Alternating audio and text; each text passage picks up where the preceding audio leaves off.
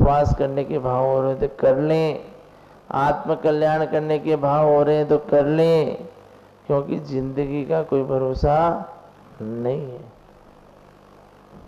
Everything, nothing is stable in this world, everything is possible in this world.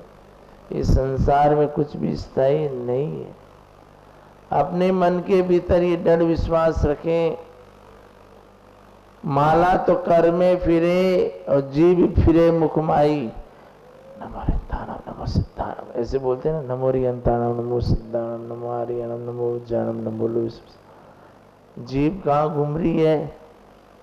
माला तो कर में फिरे, जीव फिरे मुखमाई, और मनवा फिरे बाजार में, ऐसो सुमिरन नाही। माला तो कर में फिरे, जीव फिरे मुखमाई, मनवा फिरे बाजार में, और ऐसो सुमिरन नाही। माला के दाने कर में फिरते हैं और मन कहाँ घूम रहा है? मन बाजार में घूम रहा है। मन बाजार में घूमने के कारण से हम अपने मन को स्थिर ही नहीं रख पाते। नमो रिंताणम नमो सिद्धाणम नमोकार मंत्र का पाठ चल रहा था और वहीं पर महिला पुराण का भी स्वाध्याय चल रहा था। मंदिर में एक जने ने नमोकार मंत्र का पाठ रखा, तो जिसके पास माइक था वो तो नमोकार मंत्र बोल रहे थे और बाकी लोग महिला पुराण का स्वाध्याय कर रहे थे। नहीं समझ में आ रही बात? नहीं आ रही? तो कहने का भाव ये है, नमोकार मंत्र मुख में फिरे और मन का फिर रहा है बाजार में। तो ऐसा अपन को प्रयत्न करना चाहिए कि माला फेरत जुग गया और गया न मन का फेर। माला फेरत युग गया। बचपन से अपन कितनी माला फेर रहे, कितनी मन की घुमा दिए। कर का मन का डारी रे, मन का फेर। एक बार अपन को आदत हो जाती है ना ये यूं यूं घुमाने की और मुंह से बोलने की, तो फिर तो दुनिया भर की रामायण भी मन में चलती रहती है। आज ये सब्जी लानी है, आज उससे बात करनी है, आज उस व्यक्ति का हिसाब करना है, इधर माला के दाने फेरने, और सारी सेटिंग ऐसी चलती है जैसे कि वो महिलाएं रोटी बनाती है ना, कि एक हाथ तो उसके क्या है किसमें लोई बनाने में, एक आंख तवे पर, एक आंख उस पे मेलन पर, सारा काम एक साथ चलता है। बीच में मोबाइल भी आ जाए तो चलू, खिड़की से भी देख रहे बाहर क्या हो रही है और इधर अपने बच्चों को भी संभाल रहे, सारा काम एक साथ होता है। नहीं तो ये भी क्या है, पर सोचे कि वो काम एक साथ हो सकता है तो ये काम क्यों नहीं हो सकता। माला के फराने फिर रहे हैं और इधर उधर देख भी रहे हैं, नमो रिंदानम नमो सिद्धानम, और नमोकार मंत्र का उच्चारण भी हो रहा है और मन भी इधर उधर जा रहा है। तो बंधुओं, थोड़ा सा हम अपने मन को समझाएं। थोड़ा मनुष्य पर्याय मिली, बड़ी मुश्किल से मिलती है। अपन मन को यदि वश में करेंगे तो तब की आराधना कर सकते हैं। आप लोग देख रहे हैं हमारे महाराज जी के आज 17वां उपवास है। 17, कल्पना कीजिए जो लोग 32 उपवास करते हैं, अपन तो अभी बाजार में जाए, होटल में यदि कचौरी की दुकान दिखे तो मुंह में पानी आ जाता है। 2 बार सोचते हैं कि कचौरी खाऊं नहीं खाऊं, और फिर इधर देखे उधर देखे, और आपका मन तो, बहुत से लोग तो खा ही लेते हैं और बहुत से लोग मुंह में पानी लेके आगे निकलते। अगर ऐसे समय में आप सोचो कि अपन 2-3 बार खाना खाने के बाद भी उस कचौरी का, उस जलेबी का और उस पानी पूरी का लालच नहीं छोड़ पाते हैं, ऐसे समय में जिन युवाओं ने यहाँ पर 10-10 उपवास की तप आराधना की, जिन युवाओं ने यहाँ पर 10 दिन तक कुछ खाया पिया नहीं और हमारे महाराज जी ने 17 दिन तक का उपवास कर रखा है। और आप सबका पारना तो आज हो जाएगा। सबसे फर्स्ट शुरू किया और सबसे एंडिंग में इनका पारना होगा। नहीं सब नहीं हो, कल कल टुमारो टुमारो टुडेज। तो बंधुओं, यही तो बात है, कोई किसी से समझौता नहीं, कल होगा। और आप ये देखिए कि अपने भीतर इतना दृढ़ विश्वास, will power is the best power in this all universe. Sawai Madhopur में आपके यहाँ चतुर्मास हो रहा है और खूब लाभ ले रहे हैं। ये क्षेत्र है, 4 किलोमीटर दूर सबके घर है, बिना गाड़ी के कोई आता ही नहीं है, पैदल वाला तो कोई नहीं है यहाँ। फिर भी आपने 10 दिन ऐसा माहौल बनाए रखा। लोग कह रहे थे कि हमारे जयपुर जैसे शहरों में भी इतनी भीड़ नहीं होती। जयपुर वाले आए थे कल पारने में, बहुत सारे मेहमान थे ना। कल हुआ था परसों हुआ था पारना है? कल ही हुआ था, परसों हुआ था पारना। सभी 10 उपवास वालों को मेहमान कह रहे थे कि इतनी भीड़ तो हमारे जयपुर जैसे शहर में नहीं रहती। वो गुवाहाटी वाले, हैदराबाद वाले बोले कि हमारे हैदराबाद में ऐसा माहौल नहीं रहता। चेन्नई वाले कहे कि वहाँ भी 20-25 जने ही दिखते। आप लोगों ने तो पूरा माहौल ही, उस समय कहना भी नहीं पड़ा बाजार बंद करो। सभी लोग उस तपस्वी की शोभा यात्रा में चल रहे थे, बाजार बंद करके, किसी को कहना ही नहीं पड़ा। सभी झूमते गाते नाच रहे थे, तपस्या की अनुमोदना कर रहे थे।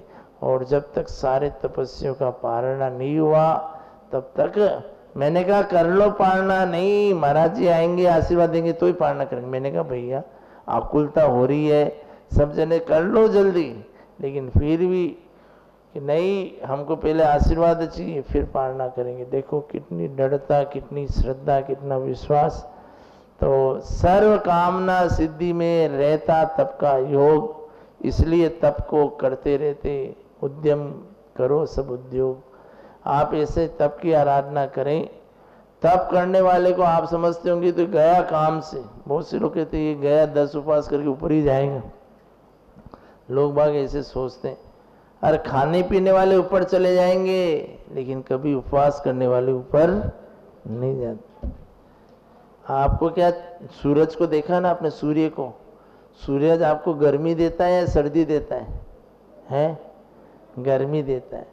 लेकिन मैं आपको एक नई बात बताता हूँ। आतप नाम कर्म का उदय है सूर्य को। सूर्य की किरणें गर्म है, सूरज मूल में तो ठंडा है। उसके अंदर ज्योतिषी देव रहते हैं, अकृत्रिम चैत्यालय है, वहां पर अभिषेक पूजा होती है, लोग रहते हैं। वो सूरज के अंदर, वो तो आँख का गोला, जल जाते होंगे। अरे वो आँख का गोला नहीं है, ये तो आपको समझ में नहीं आया। जैसे अपन पृथ्वी के अंदर रह रहे हैं ना, ऐसे ही सूर्य के विमान के अंदर ज्योतिषी देव रहते हैं, भगवान का अभिषेक करते, पूजन करते, सारी प्रक्रियाएं करते। वो दिखने में गर्म है, मूल में ठंडा है। और एक चीज और, वो जिसकी किरणें गर्म है, किरणें जितना दूर जाएगी उतनी गर्मी देगी, और जितना पास में सूरज के पास जाएंगे ना उतना ठंडक मिलेगी। सबसे नजदीक सूर्य 14 जनवरी को रहता है, लेकिन उस समय पृथ्वी पर इतनी गर्मी नहीं पड़ती। समझ में आ रही मेरी बात? पृथ्वी के सबसे नजदीक रहने के कारण भी पृथ्वी पर उस दिन गर्मी नहीं पड़ती। उल्टा लोग धूप लेने के लिए छतों पे जाते हैं।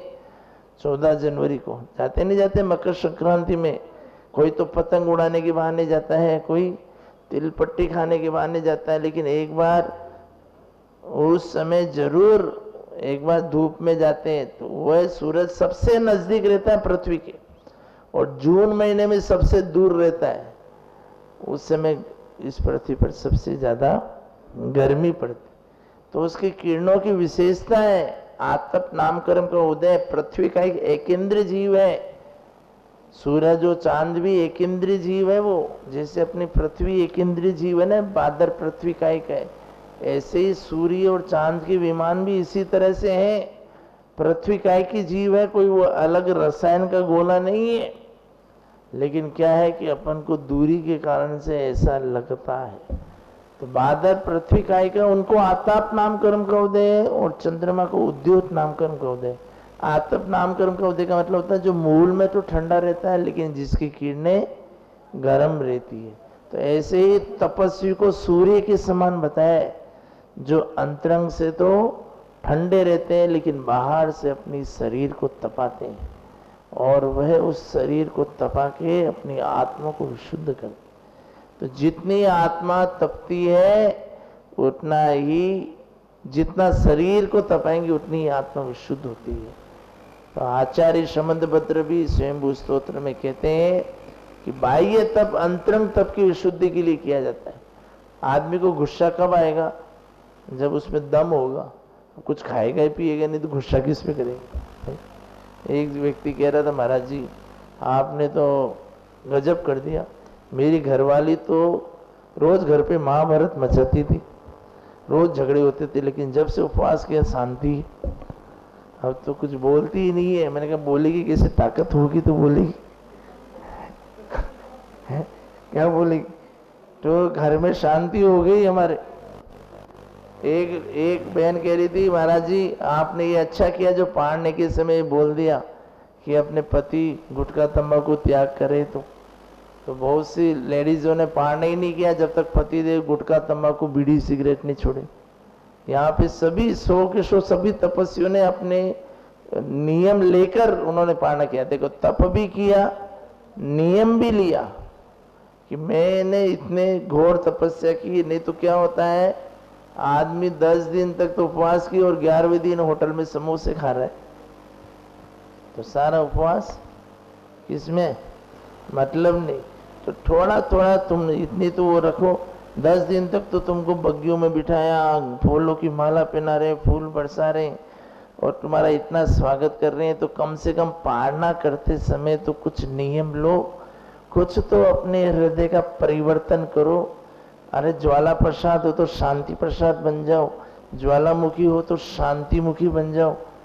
आपके उपवास के बाद घर वालों को लगना चाहिए कि वास्तव में बबूल के पेड़ पर गुलाब का फूल खिल गया है, ऐसा लगना चाहिए। मतलब घर वालों को परिवर्तन दिखना चाहिए कि आपका हृदय परिवर्तन हो गया है, आपने क्रोध करना छोड़ दिया है, आपका चिड़चिड़ा स्वभाव खत्म हो गया है, आपने महाभारत मचाना छोड़ दिया, झगड़ा करना छोड़ दिया, तो उपवास का फल है। तो सारे तपस्वी लोगों ने, सभी ने नियम लिया है। किसी ने, तपस्वी ने कहा महाराज जी मेरे गुटखा नहीं छूटता, कैसे उपवास करूंगा। एक तपस्वी ऐसा भी था, उसने कहा महाराज जी गुटखा तंबाकू बीड़ी सिगरेट नहीं छूटता। मैंने कहा तू 1 दिन का उपवास ले। उसने 1 दिन का उपवास ले। मैंने कहा तेरे को इच्छा हुई गुटखा तंबाकू बीड़ी सिगरेट, नहीं हुई। मैंने कहा दूसरे दिन का उपवास ले। फिर 10 दिन का उपवास किया। मैंने कहा 10 दिन तक तूने गुटखा तंबाकू बीड़ी सिगरेट की तरफ देखा नहीं, याद क्या नहीं, तेरे को कुछ घबराहट हुई। वो ये सोच रहा था कि मैं गुटखा तंबाकू के बिना स्मोकिंग के रह ही नहीं सकता। मैंने कहा रह ही नहीं सकता, 10 दिन तक तू बिना खाए पिए, बिना स्मोकिंग के, बिना गुटखा तंबाकू के रह गया, तो ये हिम्मत कहाँ से आई। फिर हमने कहा कि तू 10 दिन जब बिना स्मोकिंग के, बिना गुटखा तंबाकू के रह सकता है, तो जिंदगी भर क्यों नहीं रह सकता। उसने पाड़ने के दिन आजीवन त्याग कर दिया कि मैं कभी जिंदगी में बीड़ी सिगरेट गुटखा तंबाकू नहीं। शक्ति अपने भीतर है, अपन बस हतोत्साहित हो जाते, अपनी आत्मा की शक्ति को पहचान नहीं पाते।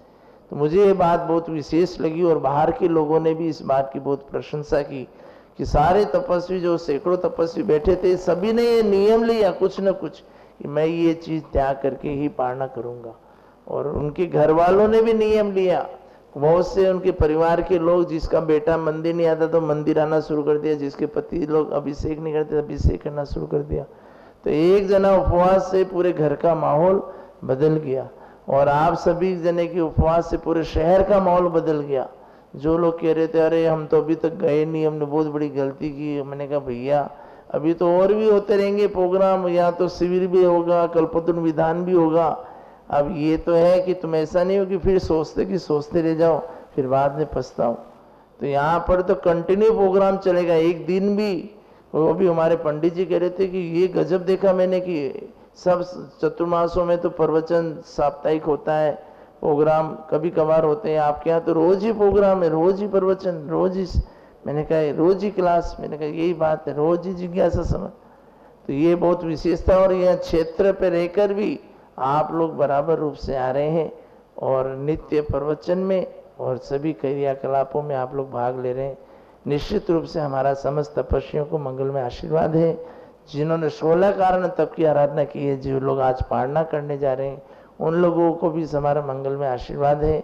हमारे महाराज जी को भी मंगल आशीर्वाद है कि इनका भी आज लास्ट दिन है, कल इनका भी पारणा सानंद संपन्न होगा। और एवं आप सभी लोग भी जिन्होंने उपवास किया है उनका भी स्वास्थ्य लाभ रहेगा, और जिन लोगों का भी स्वास्थ्य खराब है अपन यही मंगल में आशीर्वाद देते हैं कि सबका स्वास्थ्य अच्छा ही रहेगा। धर्म की आराधना में, धर्म की गंगा में जो डुबकी लगा रहे हैं, निश्चित रूप से वे स्वास्थ्य लाभ के साथ साथ सर्व सुख संपदा को प्राप्त करेंगे। हमारा यही सभी को मंगल में आशीर्वाद। तो तन मिला है तुम तप करो, करो कर्म का नाश। तन मिला है तुम तप करो, करो कर्म का नाश। रवि शशि से भी अधिक है तुम में दिव्य प्रकाश। रवि शशि से भी अधिक है तुम में दिव्य। ऐसे भी लोग होंगे जिन्होंने, एक दो कह रहे थे 10 दिन तक पानी भी नहीं पिया, एक दो दिन बता रहे थे शायद वो खेरवाड़ा वाले कोई उपवास करने आए थे। तो कितनी शक्ति होगी सोचो आप।